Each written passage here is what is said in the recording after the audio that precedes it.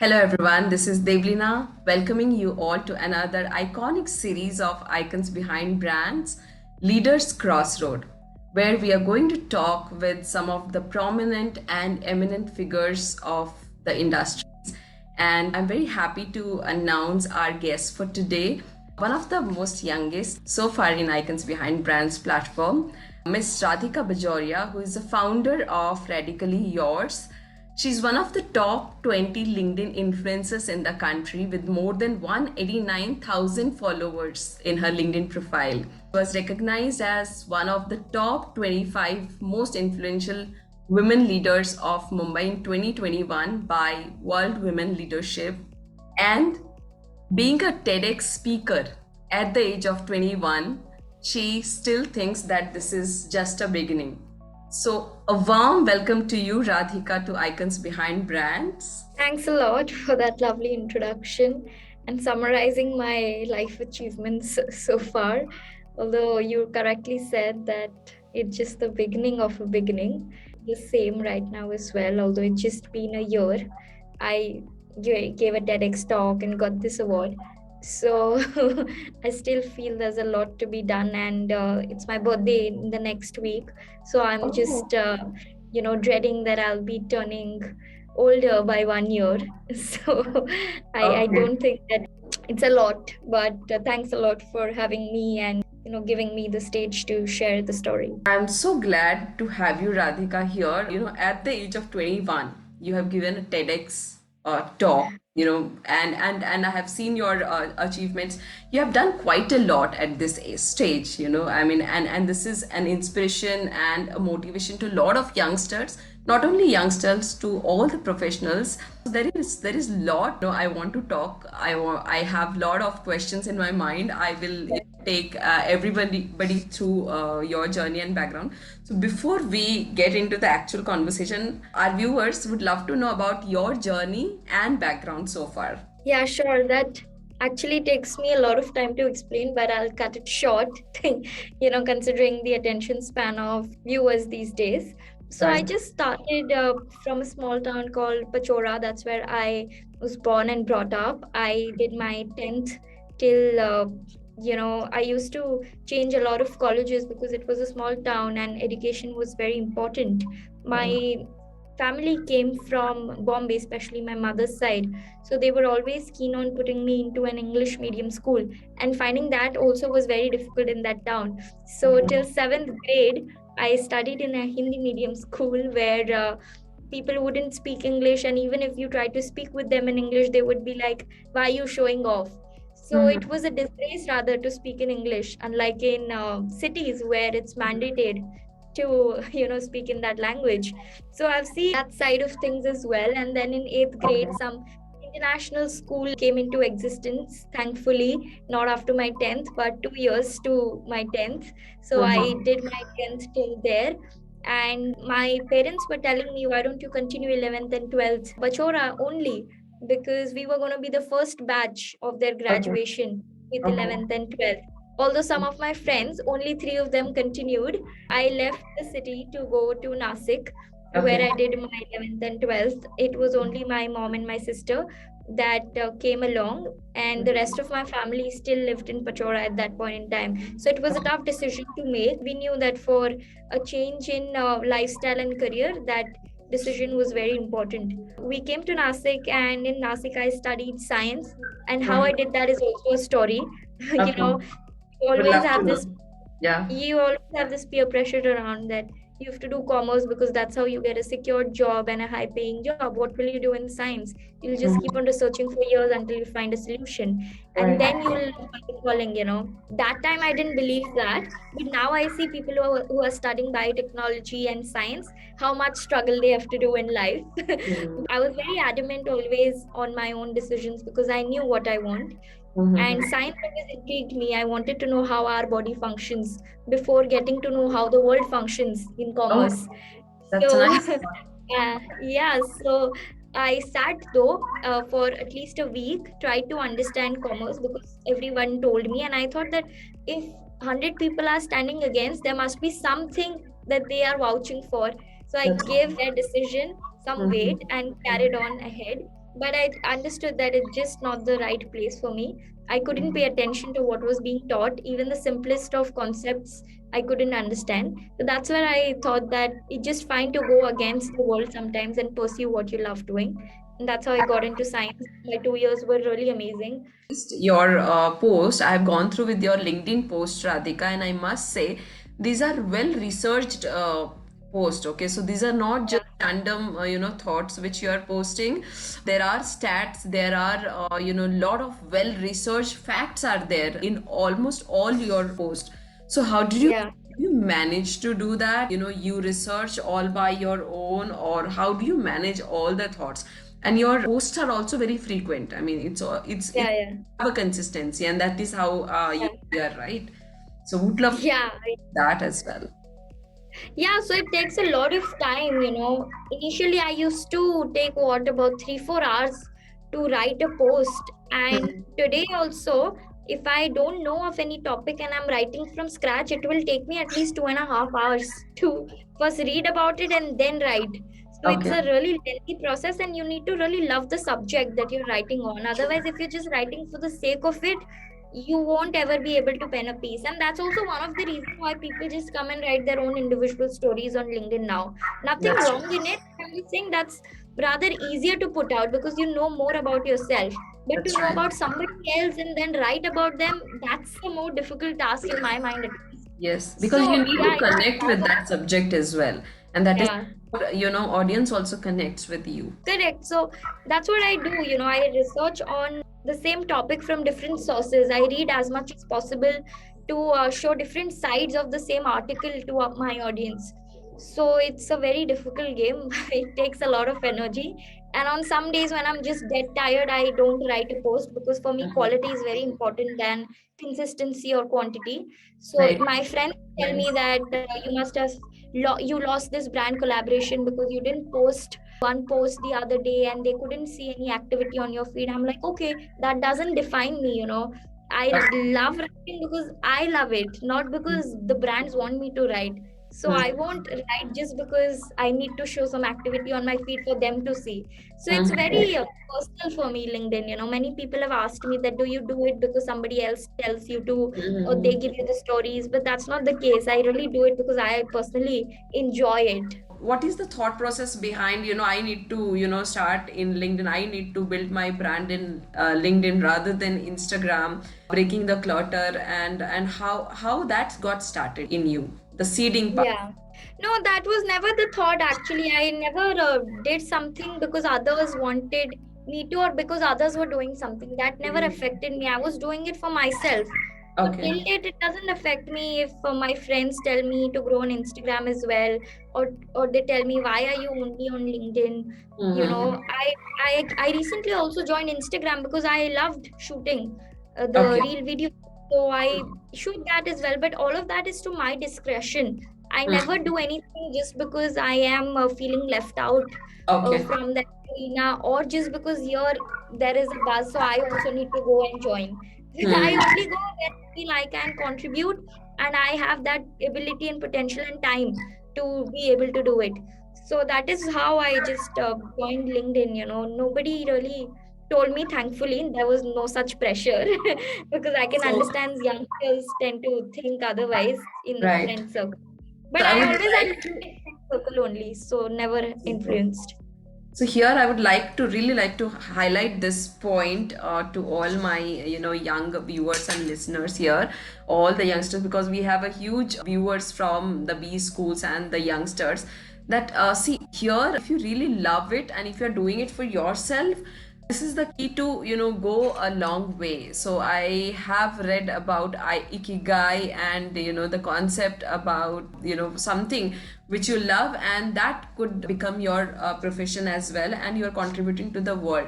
So I think you have actually found your ikigai, and this is how you will be able to go ahead for a long run. So the Yeah. highest point is, like, do whatever you are doing, but please, do what you love, and don't do just because everybody else is doing. You don't have to follow the trend if you are not aligned to that particular trend. So this is a very prominent line, and I also connect to this. I mean, as a individual, I connect to this. I also, do what I love to do. Yeah, I admire you're doing right now, Radhika. Yeah. Thanks. So, Radhika, I'm also curious to know about. See, you have started for yourself, right? And you have picked up some of the topics which you love doing, well researched topic. Now, when you thought that now LinkedIn is, my page and I'm literally grabbing a lot of attention, and when was the first time your post got viral, or you thought like this is something, which is overwhelming? It happens, right? Yeah, I used to get very happy when my posts would feature in LinkedIn news. The funny part of it is that I wouldn't even realize, and some of my follower would send me that congratulations, your post have come up. There's one constant guy called Ankit. He Mhm. always congratulates me. Recently also my Adani post got featured, and Okay. his message always comes. Wow. So yeah, he's my go-to person to know if I'm featured or no. Otherwise, I So, sometimes miss the notifications. But mhm. yeah, I used to get very happy when this would happen. And I never got too excited with traction, so to speak, because if you're too happy about something, if it doesn't happen, you will be like depressed on another level. Right. Because happiness is like and on the other end of the spectrum. And if you Mhm. don't get to achieve that thing, you will definitely move to the different end and become sad. So I Yeah. never I never become happy in too much of success as well.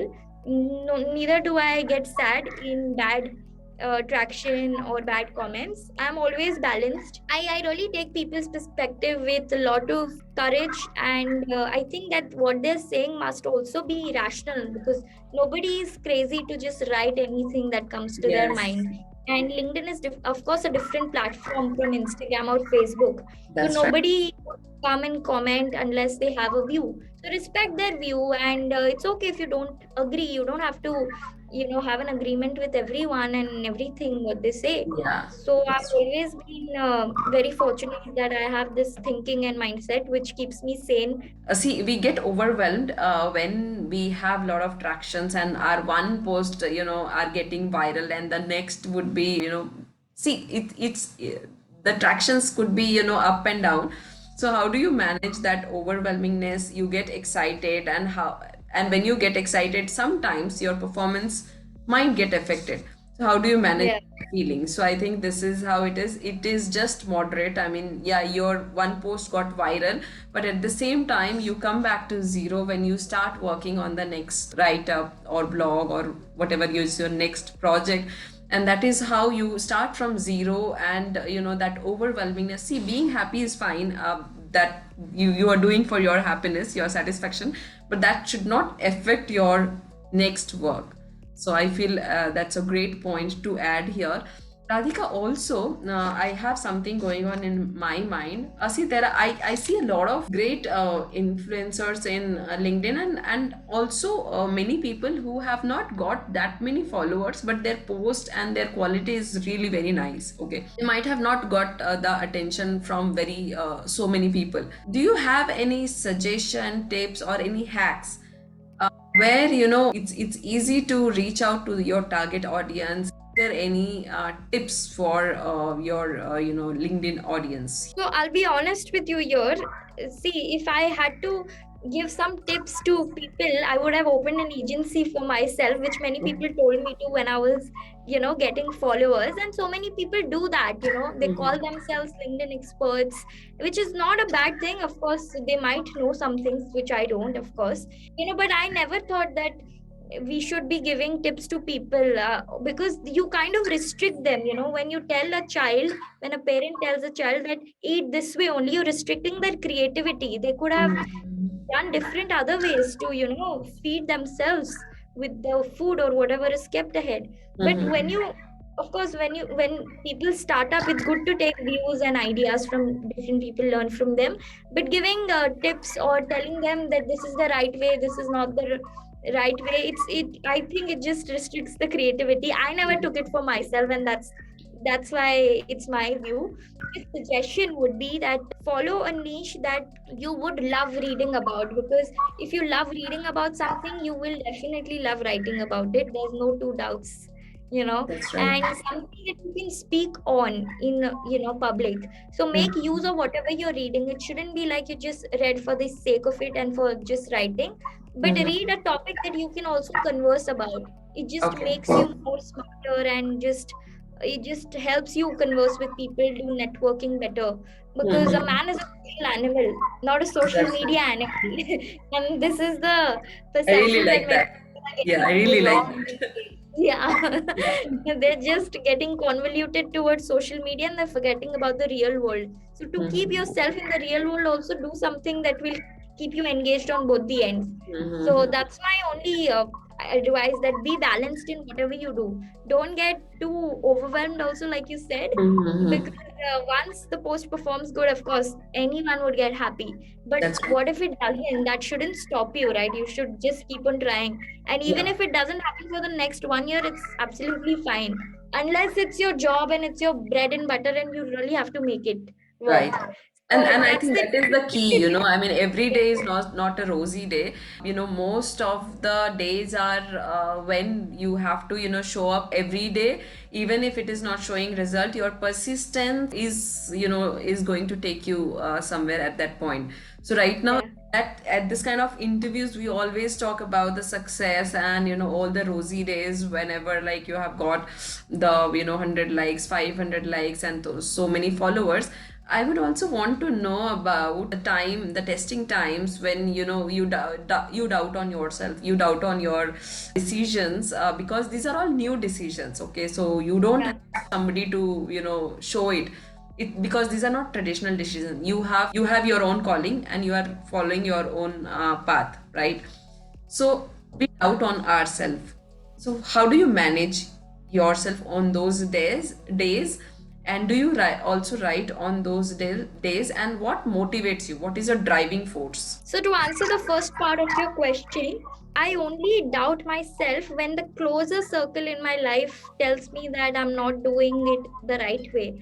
So I have created different circles. In science you call them as heraldic circles, Mm-hmm. where the biggest circle is known as the cosmopolitan, where the whole world is your house, the whole world is something that you care about, and whatever they say will upset you, like it happens on social media. Uske andar you have your other circle of people whom you know.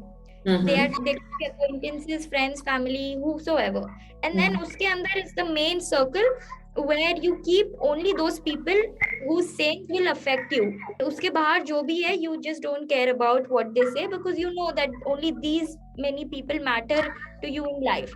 So from that circle, if sometimes people tell me that you don't get traction, is it that you're not writing well enough, which is understood simply by people, and so many other creators are coming up who are able to get the eyeballs, how is it that they are doing and not you being on the platform for so long? So Yeah. sometimes those kind of reactions or comments get to my head, and I doubt as to what is it that's going wrong, and I take it in a positive stride. I just think that they are telling to me for my own benefit, not to criticize me, and Right. hence their decision affects me. So yeah, that those days are on, but then I pull my sleeves up, and then I think to myself that okay, if they're saying it might be true, why don't I see how other people are writing and take some cues from there? It's never a fact that okay, you've achieved so much so you're the expert. Even an expert has their days of learning. They love learning. In fact, they don't That's right. like to call themselves as an expert.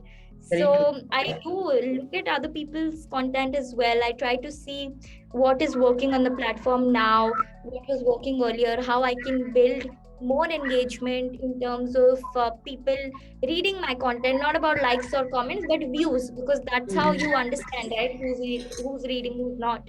So yeah, all of that is something that I do work on. I never think that I have achieved a level where So, I will just do what I want. yeah. So, which is the one book that you are planning to read? So measure what matters. Oh, I love that. I mean, I think that is also in my to-do list, measure what you matter. And somebody has Yeah. recommended this very recently. So it's a good Okay. reminder. So when are you most productive? Every time, I just would like to explain this a bit. I stay in office even on weekends and after everyone has gone. So they tell me that, what are you up to? Why don't you go home? I'm like, no, I'm so obsessed with what I'm doing.